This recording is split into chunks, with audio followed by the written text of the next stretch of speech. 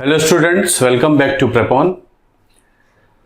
चलिए, we are doing a series on revision of Indian polity for SSC JEE exam. Videos lectures के through आपने पढ़ तो लिया ही है, अब रिवीजन कर लेते हैं फटाफट। Quick revision through the handwritten notes, class notes जो पढ़ाए गए हैं, मैंने पढ़ाए हैं, उसके क्लास नोट्स हैं, उसको फटाफट आपको रिवाइज करा देता हूं ताकि आपका जल्दी रिवीजन हो जाए, आपके सारे फंडामेंटल्स रिफ्रेश हो जाएं और आप जो टेस्ट सीरीज जो भी कर रहे हो उसे ठीक से कर पाएं। चलिए, पिछले लेक्चर में हम लोगों ने फंडामेंटल राइट्स के बारे में किया था, वो कंप्लीट करके हमने जहां छोड़ा था कि राइट टू कॉन्स्टिट्यूशनल रेमेडीज होता है आर्टिकल 32 में, जिसमें हर एक को आज़ादी है कि वो सीधे सुप्रीम कोर्ट जा सकता है। आर्टिकल 32 में फंडामेंटल राइट्स के वायलेशन के केस में सुप्रीम कोर्ट जारी कर सकता है बहुत सारी रिट्स, और 5 रिट्स तो ऐसी हैं जो नाम से दी गई हैं। हैबियस कॉर्पस है, मैंडेमस है, प्रोहिबिशन है, शेरशरी है एंड को वारंटो है। ये हमने रिवाइज कर लिया था। आज फटाफट रिवाइज करते हैं, क्या फंडामेंटल राइट्स अमेंड हो सकते हैं, फंडामेंटल राइट्स अमेंडेबल है नहीं है। इसी इशू को लेकर हमें 2-3 केसेस पता लग जाएंगे और अल्टीमेटली हम बहुत इंपॉर्टेंट डॉक्ट्रिन पे आ जाएंगे, डॉक्ट्रिन ऑफ बेसिक स्ट्रक्चर। तो फटाफट देख लेते हैं। और इसको हम ये भी कह सकते हैं, जो अमेंडेबिलिटी की इशू है, यही सुप्रीम कोर्ट और पार्लियामेंट के बीच में एक टसल भी बन गई थी, जो हमेशा चलती रहती है, फंडामेंटल राइट्स अमेंडेबल है कि नहीं है। ये लड़ाई इसलिए शुरू होती है कि संविधान के 2 आर्टिकल्स, आर्टिकल 13 और 368 में कंट्राडिक्शन देखा गया। आर्टिकल 13 जो पार्ट 3 का एक आर्टिकल है, ये कहता है कि कोई भी ऐसा कानून नहीं बन सकता जो फंडामेंटल राइट को अमेंड करे। No law can abridge a fundamental right. Abridge माने छोटा कर देना, काट छांट कर देना। आर्टिकल 368 कहता है parliament can amend the constitution. Article 368 में संविधान अमेंड हो सकता है, और आर्टिकल 13 कहता है ऐसा कानून नहीं बन सकता जिसका मकसद संविधान को अमेंड करना हो, और आर्टिकल 368 कहता है संविधान अमेंड हो सकता है। इसका मतलब कंट्राडिक्शन है। ये कहीं नहीं लिखा आर्टिकल 368 में कि फंडामेंटल राइट के को छोड़कर पार्लियामेंट संविधान अमेंड कर सकता है। इसी पे बातें उठने लगी। इसमें शुरू में तो सुप्रीम कोर्ट ये मेंटेन करता रहा in the Shankari Prasad case, Sajjan Singh case, कि फंडामेंटल राइट्स अमेंड हो सकते हैं। लेकिन 1967 में गोलकनाथ केस आया, सबसे इंपॉर्टेंट केस था गोलकनाथ केस। गोलकनाथ केस में सुप्रीम कोर्ट ने कहा fundamental rights are unamendable, fundamental rights amend नहीं हो सकते। मतलब जो पहले के जजमेंट थे शंकरी प्रसाद में, सज्जन सिंह में, उसको सुप्रीम कोर्ट ने काउंटर कर दिया, कहा फंडामेंटल राइट्स अमेंड नहीं हो सकते। सुप्रीम कोर्ट के जजमेंट को काउंटर करने के लिए पार्लियामेंट के पास एक ही तरीका है कि पार्लियामेंट संविधान को संशोधित कर दे। पार्लियामेंट ने 24वें संशोधन से संविधान में यह लिख लिया कि article 368 is more important than article 13। कहने का मतलब है, ये बोला गया कि आर्टिकल 13 की जो लिमिटेशन है, आर्टिकल 13 जो ये जो कहता है कि फंडामेंटल राइट्स, कोई भी कानून फंडामेंटल राइट्स अमेंड नहीं कर सकता, इस लिमिटेशन को हम इस तरह काउंटर करते हैं, हम संविधान में ये लिख देते हैं कि जो आर्टिकल 13 की लिमिटेशन है ये आर्टिकल 368 पे लागू नहीं होती। मतलब आर्टिकल 13 में जो भी लिमिटेशन लिखी है कि कोई भी कानून फंडामेंटल राइट को अमेंड नहीं कर सकता, अब आज के बाद ये लिमिटेशन आर्टिकल 368 में अगर कोई चेंज किया जाएगा उस पर लागू नहीं होगी। मतलब अगर हम फंडामेंटल राइट्स को अमेंड करेंगे आर्टिकल 368 में, उस पर आर्टिकल 13 अप्लाई नहीं होता। उन्होंने ये नहीं कहा आर्टिकल 13 गलत है, उन्होंने कहा आर्टिकल 13 की लिमिटेशन हम मान रहे हैं, बट वो अब आज के बाद 368 में जो भी चेंज होगा उस पर अप्लाई नहीं होगी। मतलब पार्लियामेंट ने एक तरीके से पावर ले ली कि हम फंडामेंटल राइट्स अमेंड कर सकते हैं। मतलब गोलकनाथ ने कहा कि अमेंड नहीं हो सकते, पार्लियामेंट ने लिख के ले लिया कि हम अमेंड कर सकते हैं। इसी को चैलेंज किया गया था केशवानंद भारती केस में, जिसमें सुप्रीम कोर्ट ने बड़ा फैसला दिया। 13 जजेस की बेंच हुआ करती थी, हाईएस्ट बेंच एवर, जिसमें 7-6 से फैसला हुआ था। जस्टिस खन्ना होते थे, उनके फैसले से उन्होंने जब बेसिक स्ट्रक्चर के बारे में कहा, 6 जजेस कह रहे थे बेसिक स्ट्रक्चर जैसी कोई चीज नहीं होती है, 6 जजेस कह रहे थे ऐसा होता है, लेकिन जस्टिस खन्ना ने फिर कहा बेसिक स्ट्रक्चर होता है। उनके फैसले से ही ये जजमेंट 7-6 में बदल गया, और उससे फिर थ्योरी इमर्ज हो गई, जिसमें सुप्रीम कोर्ट ने कहा कि हम मान रहे हैं फंडामेंटल राइट्स अमेंड होते हैं। मतलब जो पहले जजेस बेंचेस कहती थी उसको सुप्रीम कोर्ट ने एक्चुअल सही ठहराया, बोला बिल्कुल सही है कि फंडामेंटल राइट्स अमेंड हो सकते हैं, बल्कि पूरा संविधान अमेंड हो सकता है आर्टिकल 368 में। लेकिन ये कहना कि जो अमेंडिंग पावर है वो अनलिमिटेड है, ये गलत है। और अब हम बताते हैं आपको कि अमेंड होने के साथ साथ लिमिटेशन भी फॉलो करनी पड़ेगी। अब हम कह रहे हैं कि फंडामेंटल राइट्स अमेंडेबल हैं but subject to the limitations of basic structure. और उन्होंने कहा बेसिक स्ट्रक्चर होता है और बेसिक स्ट्रक्चर के दायरे को छोड़कर आप बेसिक स्ट्रक्चर के दायरे में ही आप संविधान अमेंड कर सकते हैं। बेसिक स्ट्रक्चर के कोई भी फीचर को आपका अमेंडमेंट टच करेगा तो वो अनकॉन्स्टिट्यूशनल करार कर दिया जाएगा। उन्होंने बताया, बहुत सी बातें बताते रहे डिफरेंट केसेस में, क्या क्या बेसिक स्ट्रक्चर है। मतलब संविधान का ये मूलभूत ढांचा है, जिस फाउंडेशन पे स्ट्रक्चर खड़ा हुआ है उसको आप चेंज नहीं कर सकते। संविधान सर्वोपरि है, सुप्रीमेसी बेसिक स्ट्रक्चर है, secularism basic structure, rule of law basic structure है, जुडिशियल रिव्यू बेसिक स्ट्रक्चर है, free fair election basic structure है, फेडरलिज्म बेसिक स्ट्रक्चर है और बहुत सारी चीजें हैं, डेमोक्रेसी बेसिक स्ट्रक्चर है। ये सब बेसिक स्ट्रक्चर हुआ करता है। इसलिए हम पूरी परमिशन देते हैं पार्लियामेंट को संविधान अमेंड करे, लेकिन बेसिक स्ट्रक्चर को टच ना करे। वो करेगा तो हम जुडिशियल रिव्यू करके अमेंडमेंट को नल एंड वॉइड कर देंगे। इस फैसले को काउंटर किया गया। पार्लियामेंट ने 42nd अमेंडमेंट एक्ट पास कर दिया, जिसमें लिख दिया कि anything amended under article 368 can not be challenge in the court. 368 में हम जो भी चेंज करेंगे वो कोर्ट में चैलेंज नहीं हो सकता। उन्होंने ये लिख दिया, जो भी हम चेंज करेंगे, मतलब पार्लियामेंट ने ये कहा ठीक है, हम ये लिख लेते हैं कि हम जो भी 368 में चेंज करेंगे, पहले हमने कहा आर्टिकल 13 की लिमिटेशन नहीं अप्लाई होती है, अब हम कह रहे हैं कि हम 368 में जो भी चेंज करेंगे वो कोर्ट में ही नहीं जाएगा, मतलब कोर्ट का रूल खत्म कर दिया। एक उन्होंने नया आर्टिकल लिख दिया संविधान में, आर्टिकल 368 का चौथा क्लॉज लिख लिया। उसको चैलेंज कर दिया गया सुप्रीम कोर्ट में in the Minerva mills case का नाम था मिनर्वा मिल्स केस। मतलब 42nd अमेंडमेंट एक्ट ने जो भी चेंज किया है उसको चेंज कर दिया। 42nd अमेंडमेंट एक्ट है, 44th नहीं है, 42nd है, जिसमें ये चेंज कर दिया गया कि ये जो आपका क्लॉज है कि anything amended under article 368 can not be challenge in the court of law, ये जुडिशियल रिव्यू के अगेंस्ट है। Judicial review is part of basic structure. मतलब आपके अमेंडमेंट ने कोशिश की है, बेसिक स्ट्रक्चर की थ्योरी को टच करने की कोशिश की है, क्योंकि judicial review is part of basic structure और आपका अमेंडमेंट मान लें तो बेसिक स्ट्रक्चर को हम चैलेंज नहीं कर सकते। इसका मतलब संविधान संशोधन को चैलेंज नहीं कर सकते। इसका मतलब आपने बेसिक स्ट्रक्चर की थ्योरी को टच करने की कोशिश की है, इसलिए आपका ये संशोधन गलत करार किया जाता है। तो यहां पर जो मिनर्वा मिल्स केस में फैसला आया वही फाइनल हो गया। Parliament can amend the whole constitution subject to the limitations of theory of basic structure. इसलिए पूरा संविधान अमेंडेबल हुआ करता है। ये है फंडामेंटल राइट्स। तो ये हमने खत्म किया फंडामेंटल राइट्स। अगला पार्ट है part 4 of the constitution, directive principles of state policy. Article 36 से 51 याद रखना है आपको।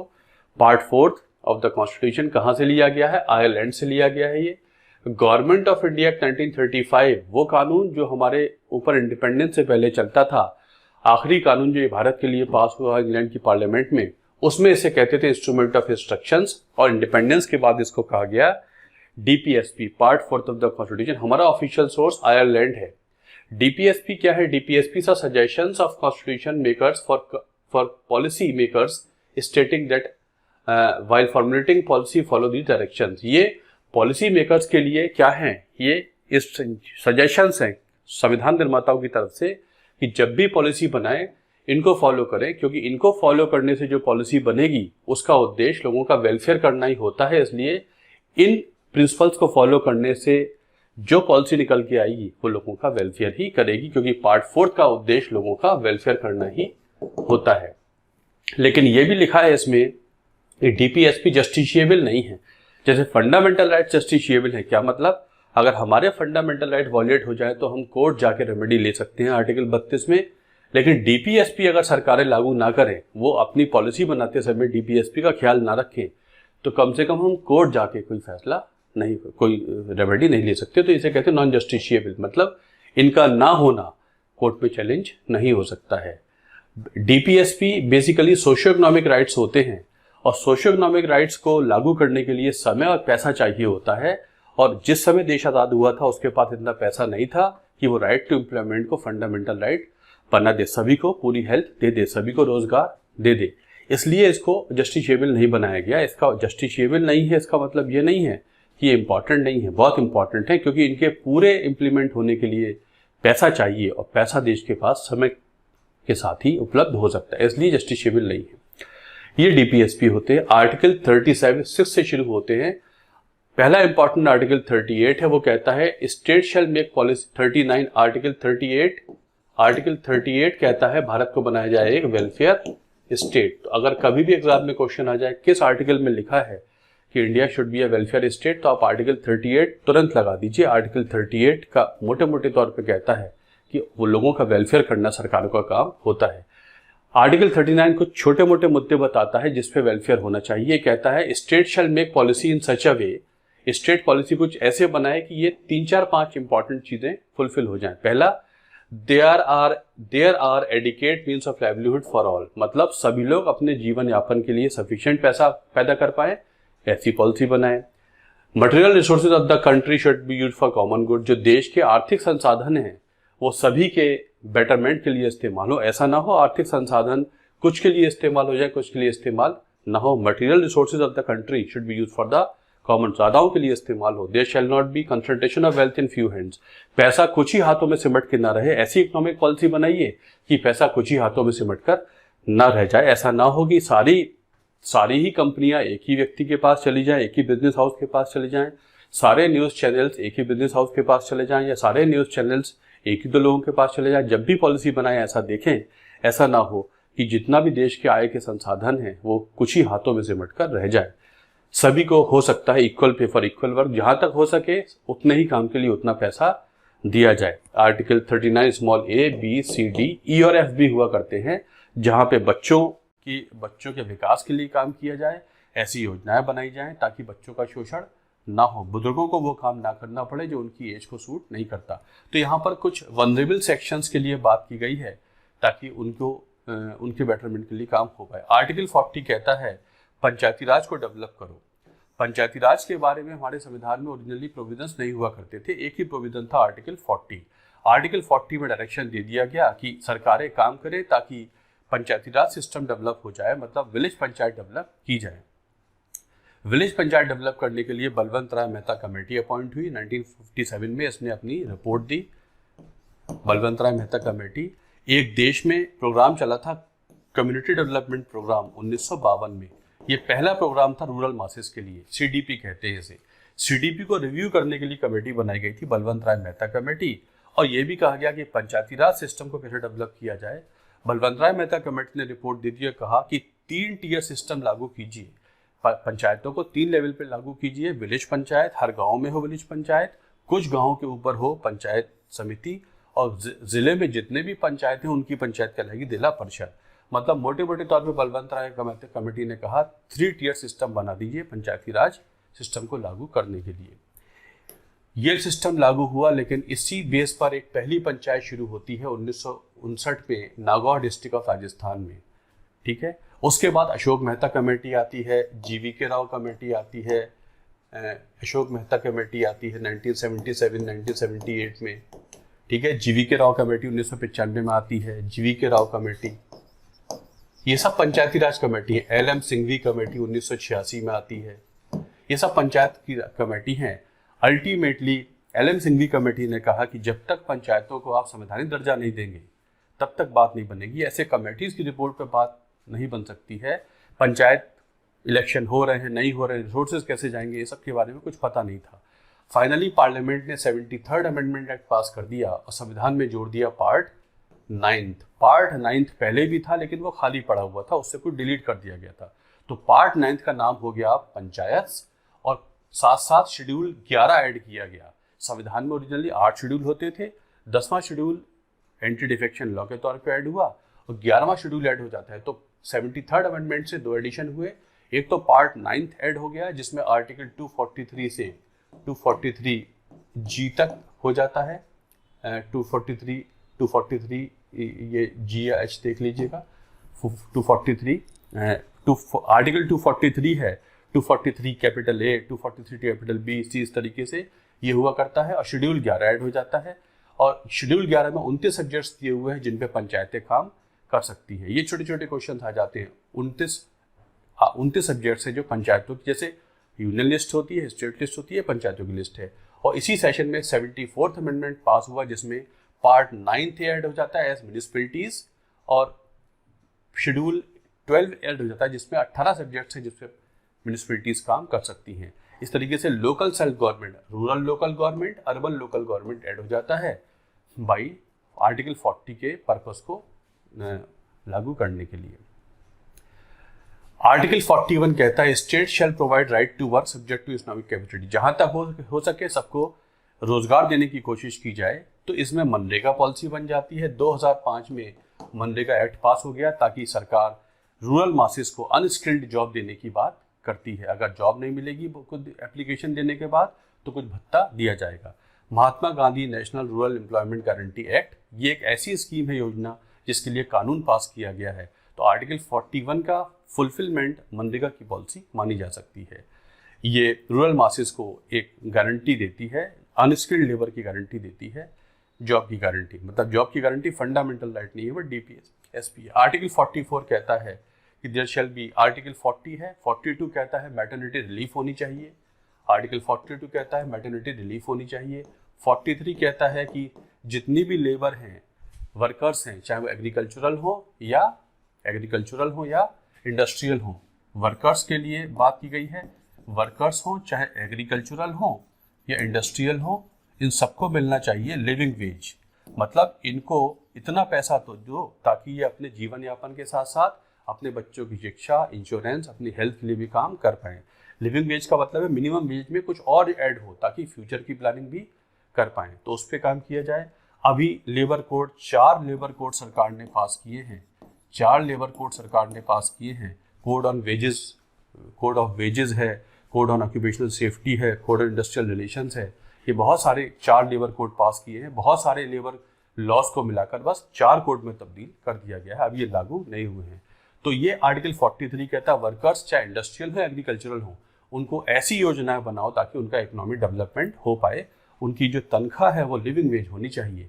साथ साथ जो कॉटेज इंडस्ट्री है उसको डेवलप करने की बात भी आर्टिकल 43 में की गई है, मतलब जो कॉटेज इंडस्ट्री होती है जहाँ फैमिली मेंबर्स मिलकर कुछ काम कर सकते हैं, उसको डेवलप किया जाए। आर्टिकल 43 कैपिटल ए कहता है, आर्टिकल 43 कैपिटल ए कहता है there shall be workers participation in the management of industries, workers participation in the management